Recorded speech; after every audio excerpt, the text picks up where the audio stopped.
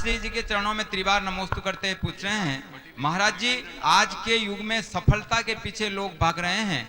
युवा वर्ग में ये समस्या बहुत देखने को मिल रही है।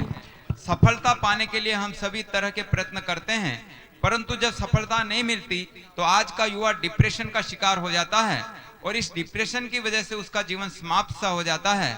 महाराज जी कृपया युवा वर्ग के लिए बताएं कि डिप्रेशन से कैसे बचें। देखिए, ये सवाल बहुत गंभीर सवाल है और मैंने पहले भी इस विषय पर कई बार अपना परामर्श दिया है। वस्तुतः मनुष्य के अंदर बढ़ने वाली ज़रूरत से ज़्यादा महत्वाकांक्षा उसके डिप्रेशन का कारण बनती है।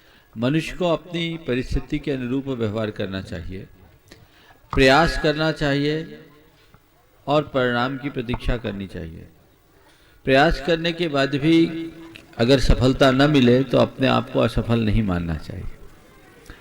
हम जब जरूरत से ज़्यादा अपेक्षाएं अपने मन में भर लेते हैं तो ऐसी स्थितियों का निर्माण होता है। हम अपनी अपेक्षाओं को सीमित करें और कितनी भी असफलता हो हारे नहीं, हार भी जाए तो हार न माने। थोड़ा सकारात्मक सोचें, पॉजिटिव सोच करके अगर व्यक्ति चलेगा तो कभी विफल नहीं होगा और विफल हो भी गया तो डिप्रेशन नहीं आएगा। मेरे संपर्क में ऐसे अनेक लोग हैं जिन्होंने अपने जीवन में लगातार बड़ी बड़ी असफलताओं का सामना किया और सीधे सफलता के शिखर पर पहुंचे। असफलता के बाद सफलता।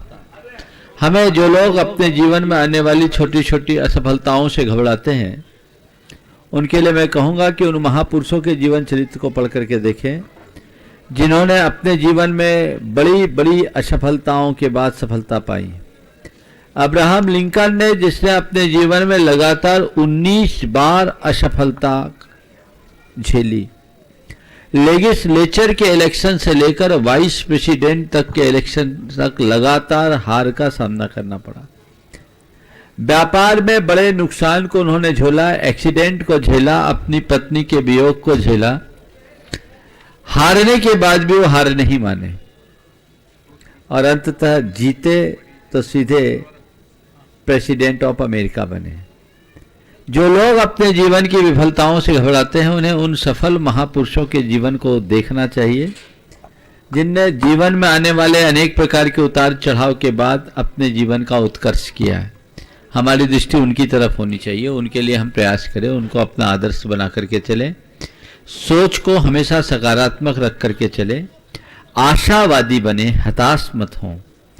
अगर मेरे जीवन में आज कोई कठिनाई और समस्या है तो इसका मतलब ये नहीं कि सारे जीवन मुझे इस प्रकार की कठिनाइयों का सामना करना पड़ेगा।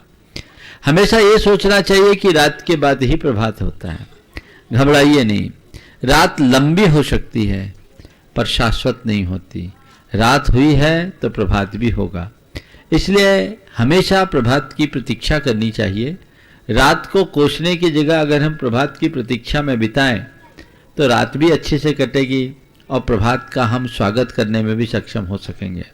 इसलिए जीवन में जो भी परिस्थितियां घटे उससे अपने आप को एडजस्ट करके चलने की कोशिश कीजिए, सकारात्मक सोचिए, आशावादी बनिए। उन व्यक्तियों को अपने जीवन का आदर्श बनाइए जिनने तरह तरह के उतार चढ़ाव के बाद सफलता के शिखर का स्पर्श किया। और चौथी बात, हमेशा ये सोचिए कि सब थोड़े दिन की बात है, थोड़े दिन की बात है, थोड़े दिन की बात है, तो जीवन में आगत समस्याएं हमें बोझ नहीं लगेगी, हमारा रास्ता प्रशस्त होगा। Please like, share and subscribe my channel पुण्यधारा।